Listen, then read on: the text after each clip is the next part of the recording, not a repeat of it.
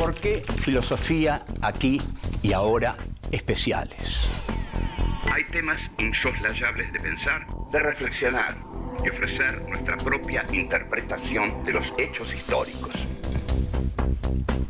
El Islam y los Estados Unidos, los dos dicen tener a Dios de su lado.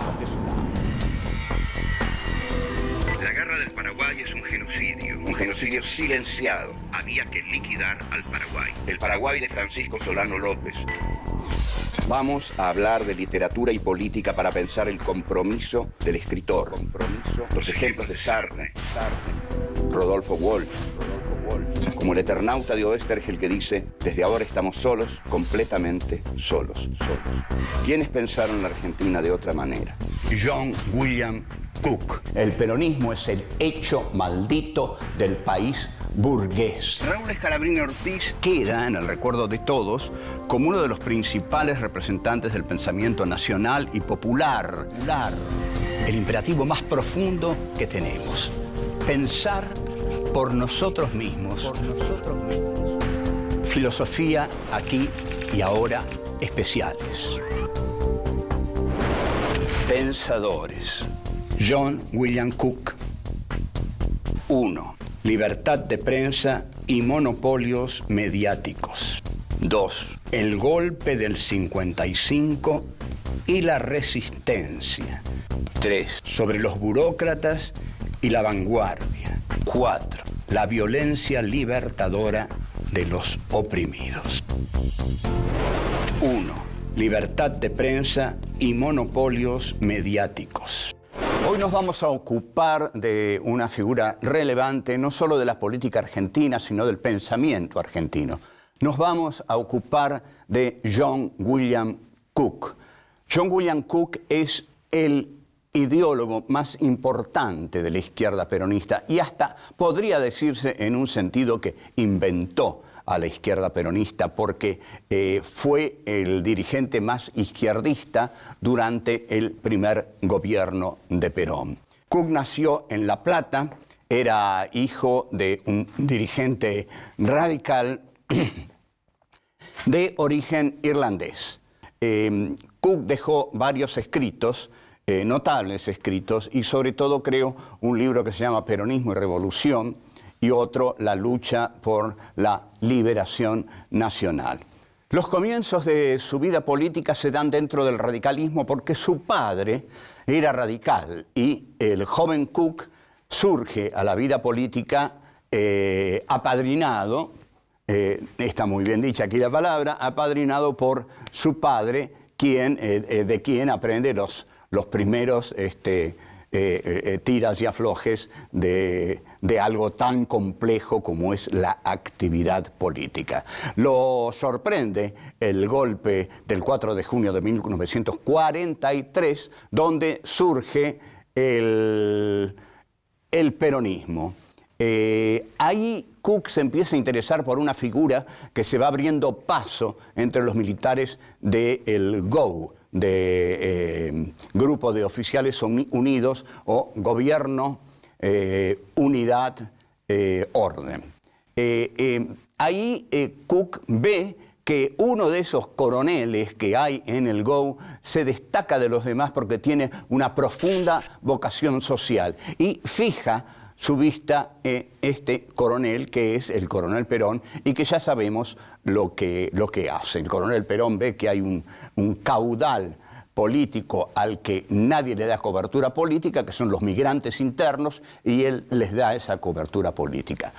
Cook así se une al peronismo y llega a ser diputado en 1946, con la brillantez que lo caracteriza, da discursos de alta vehemencia en el Congreso Nacional. El discurso más extraordinario que da Cook, y que quizás resuene con cierta actualidad, pero en todo caso la culpa es de Cook, lo da en la Cámara de Diputados a propósito de una jugada muy arriesgada de Perón y de Evita.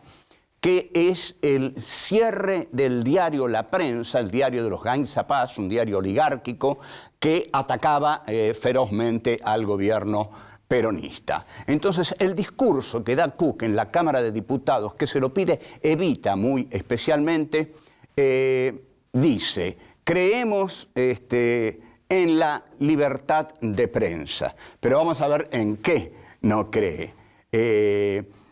No creemos en el derecho de las empresas mercantiles y capitalistas para procurar que los resortes del Estado se pongan al servicio de sus intereses cada vez que hay cuestiones fundamentales en juego.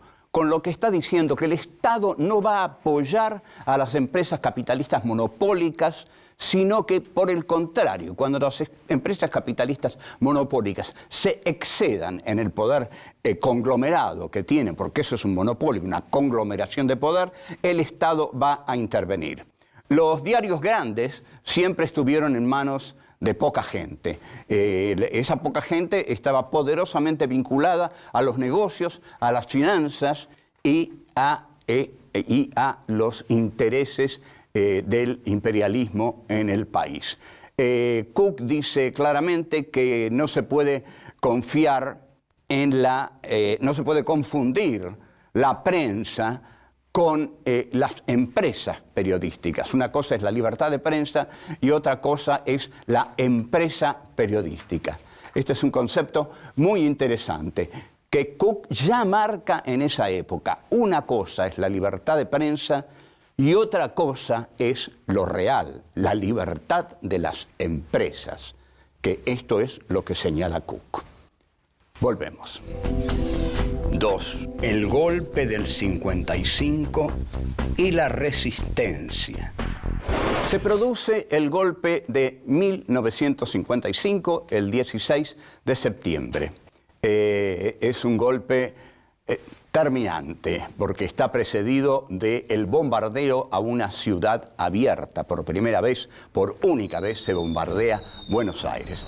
¿Qué hace Perón? Perón se va. Esto es una cuestión teórica que hay que evaluar. Ahora, Perón hace algo inteligente. Lo deja a John William Cook como conductor del movimiento peronista.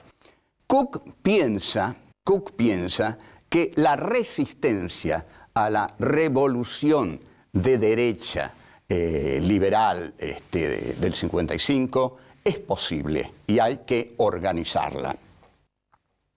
Pero lo que Cook quiere es algo que Perón nunca habrá de aceptar. Cook quiere armar a las masas. Y armar a las masas es un problema muy serio, porque nunca se sabe qué van a hacer las masas cuando están armadas. Ahora, lo que Cook rechaza terminantemente es la teoría del foco. Porque cuando se tienen las masas peronistas, dice Cook, no necesitamos la teoría del foco. La teoría del foco va a venir mucho después con Regis Debray, que le va a decir la teoría a Ernesto Che Guevara. Durante esos tiempos, Cook va a hablar insistentemente de la lucha por la liberación nacional que se hace con las masas. Y va a decir una de las frases fundamentales de la política. La política revolucionaria, dice Cook, y lo dice con enorme lucidez, y esta es una de las grandes verdades de toda lucha revolucionaria. La verdad, la política revolucionaria no parte de una verdad conocida por una minoría, sino del conocimiento que tengan las masas de las grandes líneas estratégicas. O sea, con eso Cook señala como imposible una lucha de vanguardia solitaria, soberbia, iluminista, que reemplace a las masas. La revolución se hace con las masas. Por eso Cook es el genio, el primero que lleva adelante la teoría del entrismo. Hay que entrar en el peronismo porque ahí está el pueblo. Esta es la concepción de Cook, es la concepción que luego va a tomar la izquierda peronista, la del entrismo. Cook participa de la resistencia peronista, que es un gran momento del peronismo, porque es un momento en el cual la clase obrera ejerce la conducción por sí misma. Es decir, no tiene la conducción de Perón, sino que la clase obrera se da su propia conducción, sobre todo en la huelga gloriosa del frigorífico Lisandro de la Torre. Cook va a decir una frase que va a condicionar toda la década del 60 y que va a nuclear a todos los jóvenes que entren en el peronismo. Va a decir, el peronismo es el hecho maldito del país burgués. ¿Por qué dice esta frase? Porque la Revolución Libertadora se propone desde el primer momento desperonizar el país. Para eso dicta el decreto 4161, por el cual prohíbe nombrar a Perón, evita pasar la marcha peronista, llamar partido justicialista al partido justicialista, prohíbe todo. Entonces, esto demuestra que el peronismo es lo inintegrable al país burgués, que intenta legitimarse aislando al peronismo, dejándolo fuera. Así el peronismo adquiere su condición de maldito, de hecho maldito, y no hay nada más seductor para un joven que lo maldito, que lo prohibido. La huelga en el frigorífico Lisandro de la Torre es una huelga que yo llamaría la comuna de Mataderos. Es una huelga, como dije, hecha por los obreros, sin conducción de Perón y sin lucha armada. Los burócratas del peronismo, que siempre han sido, digamos, un dolor, una hernia, una renquera para el peronismo, los burócratas del peronismo dicen que la huelga Lisandro de la Torre está manejada por el comunismo. Dicen lo mismo que dice el gobierno de Frondizi. Por lo tanto, desplazan a Cook de la conducción porque lo acusan de comunista y de llevar la huelga Lisandro de la Torre al comunismo. Entonces Cook empieza una correspondencia con Perón que va a ser tremendamente abundante, que se va a editar en 2 enormes tomos que luego la militancia de los 70 se va a devorar. Cook se va a Cuba, y desde Cuba le pide a Perón insistentemente, obsesivamente, que abandone la España de Franco y se vaya a la Cuba de Castro. Vamos a ver que esto para Perón era absolutamente imposible. Volvemos. 3. Sobre los burócratas y la vanguardia. En 1964, a raíz del regreso de Perón, que es impedido por el gobierno de Arturo Umberto Illia, por su canciller, Zavala Ortiz, quien viaja al aeropuerto del Galeão y con la CIA y la dictadura brasileña impiden el regreso de Perón. Cook, a raíz de eso, da una conferencia en Córdoba en el año 1964. El tema que trata Cook en 1964 en Córdoba es el de la violencia y la no violencia, nada menos.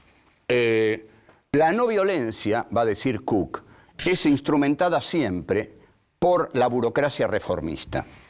Por supuesto que la burocracia reformista no quiere violencia, porque no quiere presentarse como agresiva para el régimen, quiere presentarse como dialoguista, conciliadora, buena. El burócrata es un personaje que para Cook acepta la realidad tal cual es. Es una brillante definición. Hay una filosofía, que es la filosofía positivista, que también acepta la realidad tal cual es y fue asumida por la generación del 80 en la Argentina. Cook piensa que esta burocracia mide las fuerzas a las cuales tendría que enfrentarse y dice, no hay nada que hacer, se resigna. Su papel es el de la resignación y de la resignación surge la necesidad de la negociación, de la conciliación, y entonces es ahí donde el burócrata se llena de dinero, porque al negociar con el poder lo compra y el burócrata deviene un ser millonario y un traidor a su clase.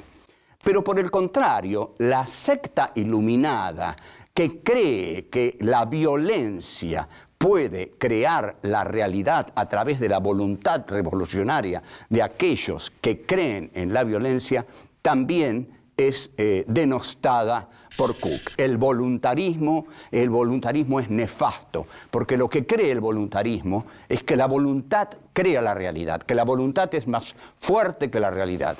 Es tan fuerte nuestra voluntad revolucionaria que nosotros vamos a poder con un ejército, aunque sea mucho más poderoso que nosotros.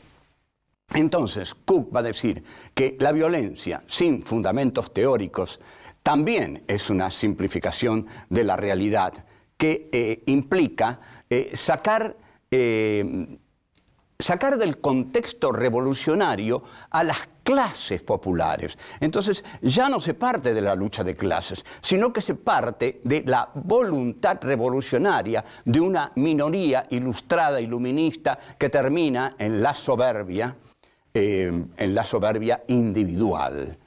Porque toda política revolucionaria que no cuenta, que no se apoya en la legitimidad de las masas, no es legítima para un hombre que viene del peronismo como John William Cook. Y el voluntarismo es constitutivo de la vanguardia. La vanguardia siempre cree que somos pocos, pero valemos más que ellos. Somos pocos, pero nuestra voluntad revolucionaria es poderosa. Esto se lo dijo Ernesto Che Guevara a Osvaldo Bayer en La Habana. Cuando Osvaldo Bayer le dijo, comandante, las fuerzas reaccionarias en la Argentina son mucho más poderosas que las de la Cuba de Batista. Y Ernesto Che Guevara le dijo, ¿qué importa? Son todos mercenarios. Y Osvaldo Bayer no se animó a decirle, serán todos mercenarios, pero son muchos y son muy poderosos. Lo que pensaba el Che es que un mercenario no podía nada contra un joven voluntarista lleno de utopías en él. En este sentido, el error de la vanguardia fue absolutamente trágico, porque la voluntad no pudo vencer a las Fuerzas Armadas constituidas, poderosas, armadas por el imperialismo, a la que estos jóvenes voluntaristas que dieron lo mejor de sí intentaron enfrentarse trágicamente. Volvemos. 4. La violencia libertadora de los oprimidos. En la conferencia de Córdoba, los conceptos que emite Cook son fundamentales para toda teoría política, o sea que hay que leerlos, hay que recordarlos y hay que aplicarlos. Cook va a decir que es falsa la oposición entre violencia y no violencia. Tenemos que ver por qué y verlo cuidadosamente, porque no es un tema así nomás. Cook dice que lo que se debe resolver es si se ha de oponer a la violencia de los opresores, la violencia de los liberadora de los oprimidos. Esto se ve como algo muy lógico y suena como algo muy genuino. En realidad cualquiera diría, sí, ante la violencia de los opresores, ¿por qué no los oprimidos van a ejercitar una violencia propia? Porque además, dice Cook, la violencia de los oprimidos tiene una base ideológica y moral. Tenemos que detenernos en este concepto de moral y también en la base ideológica.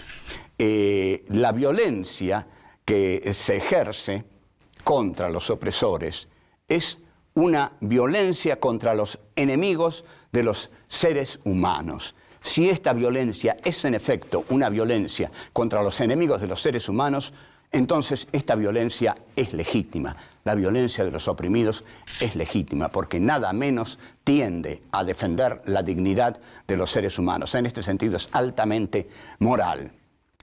Sigue Cook, el amor, es amor a los hombres, la violencia de los oprimidos, que se traduce en odio a quienes causan la desgracia de estos hombres. La palabra odio lo va a usar el Che Guevara en el mensaje a la Tricontinental, que escribe desde la selva boliviana, y dice: solo un pueblo con odio puede derrotar a un enemigo invencible. Ahora, esta dialéctica es peligrosa. ¿Por qué es peligrosa? Porque cualquier grupo puede decidir que es el oprimido. Cualquier grupo puede decidir que es la moral.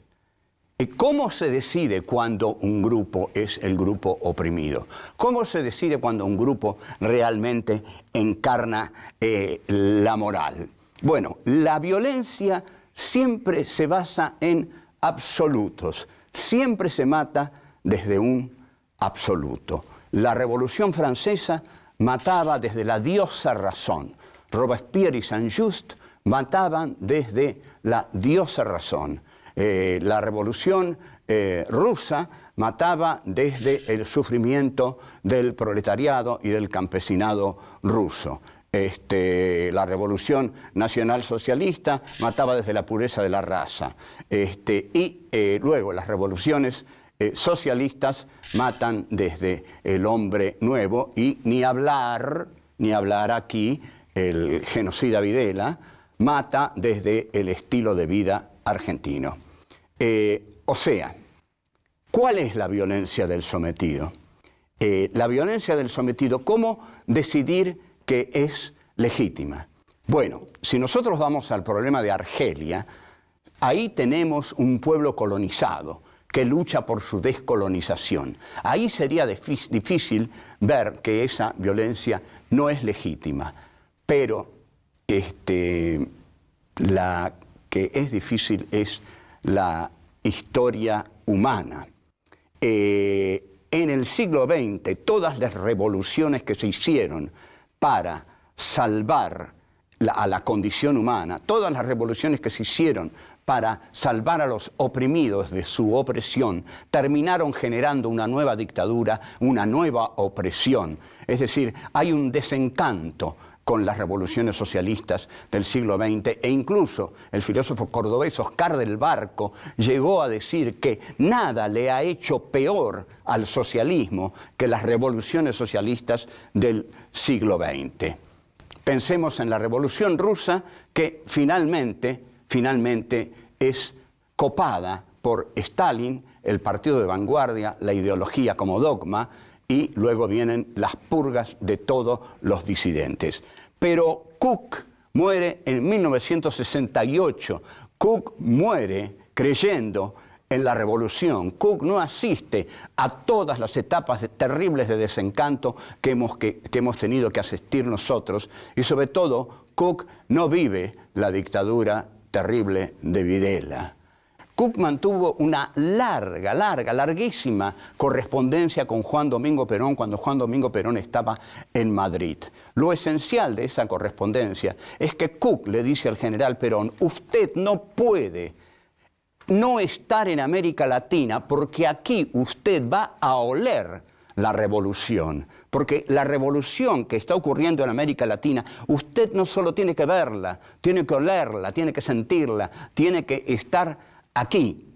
Y el peronismo tiene que ser un movimiento revolucionario, si no, no es nada el peronismo. Eso es lo que le decía Cook, que quería en efecto un peronismo revolucionario, porque creía que el proletariado debía ser la vanguardia del movimiento revolucionario. Tengamos muy en cuenta esto. Cook creía que tenían que ser las masas peronistas la vanguardia de la revolución justicialista. Ahora bien, Perón desarrolla desde Madrid un juego pendular que desconcierta a Cook, porque Perón trata de armonizar todos los antagonismos. Él se consideraba el Padre Eterno y desde Madrid totalizaba todas las diferencias internas del movimiento peronista. Cuando llegó a Ezeiza se dio cuenta que no podía armonizar nada y eligió por la derecha.